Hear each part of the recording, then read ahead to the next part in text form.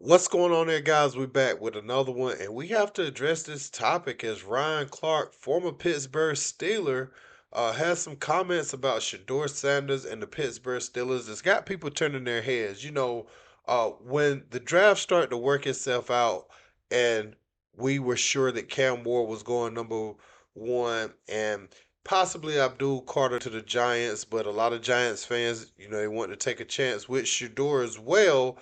Uh, we kind of saw like, okay, if he don't go to the Giants, then he probably will end up landing with the Pittsburgh Steelers, a team that is needing solid quarterback play, and not only that, needing a quarterback of the future going forward. And so people was like, yeah, they definitely take Shador.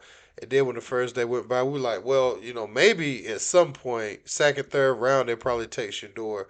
But Ryan Clark is saying that at no point were the Steelers, and he would know, at no point were the Steelers even interested in taking Shedeur Sanders. Now we're going to look at what Mike Tomlin had to say about Shedeur prior to the draft, and then Ryan Clark's comments is so far away from the glowing statements that Mike Tomlin made about Shedeur. It makes one wonder. Let's check this out. I've obviously known his father for a long time. My first time meeting him, to be quite honest with you, we didn't talk a whole lot about my relationship with his father. It was a normal pre-draft visit, spend time with a young man to talk ball, to get to know him as an individual, to get to see how he processes and sees the game and how he articulates his football experience. From that standpoint, it was a very normal visit and a very productive one.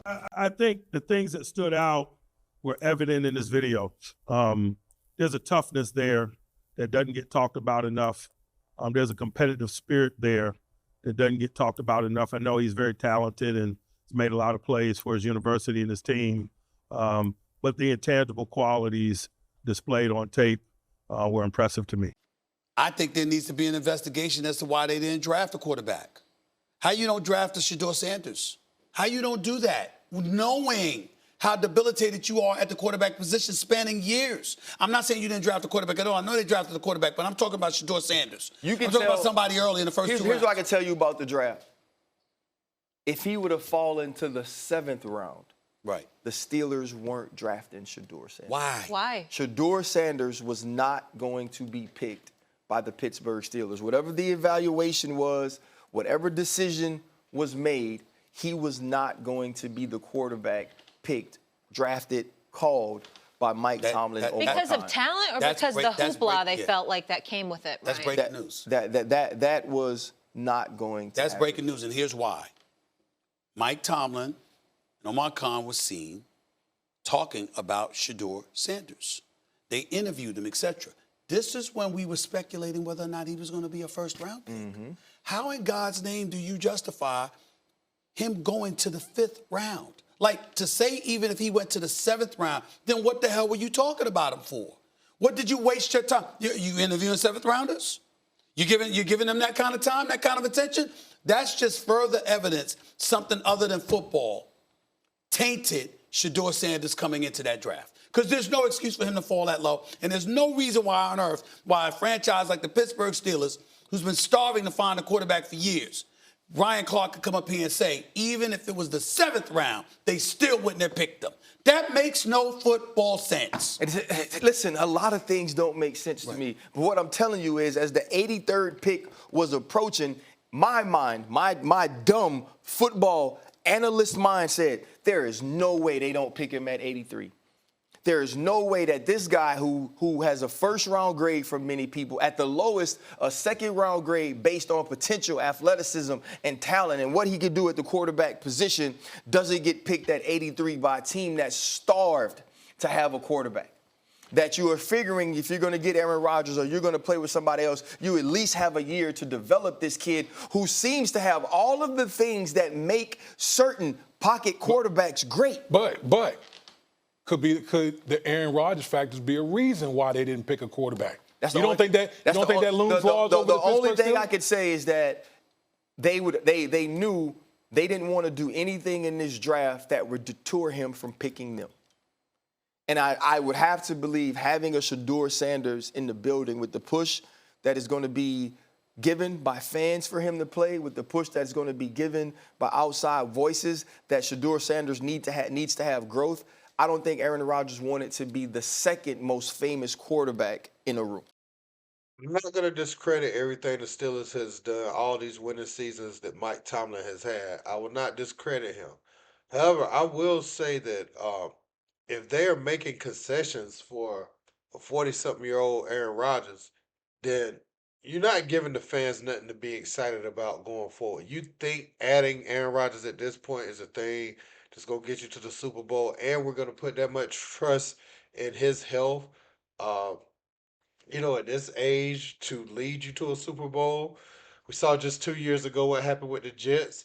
We saw last year, we saw that they wanted to part ways with him because it just won't working out. And now you want this Aaron Rodgers. This ain't the one just leaving Green Bay, with where you got the optimism and a little bit less age on him. I mean, even though he was in his late 30s, uh, this ain't that guy.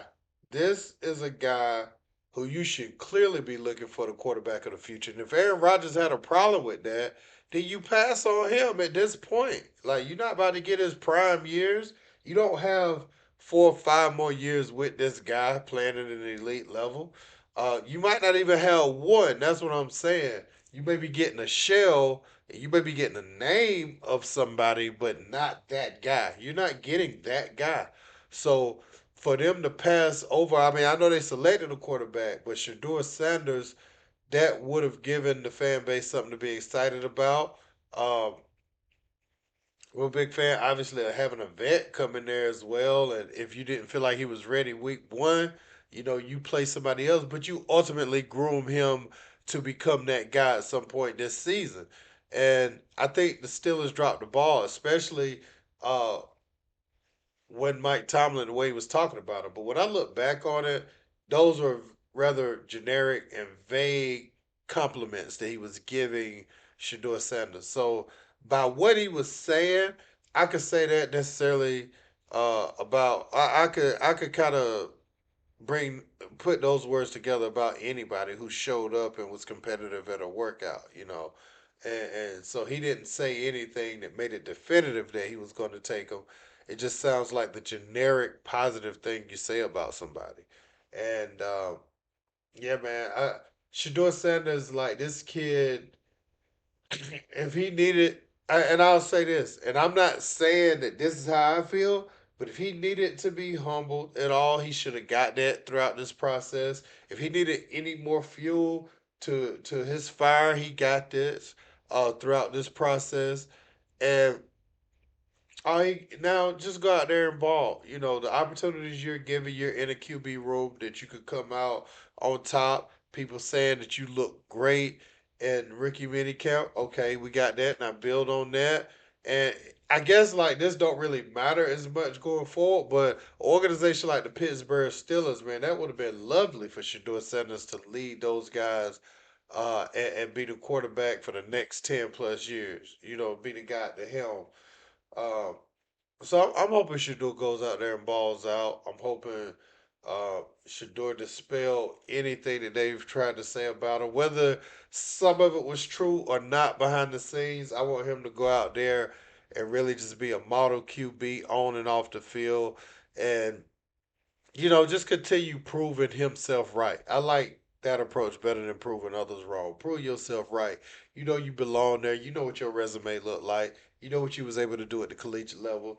Now let's translate that over to the pro level. They say you winning over the locker room in Cleveland, and they really in love with you. The guys rallying behind you. Now take that and run with it.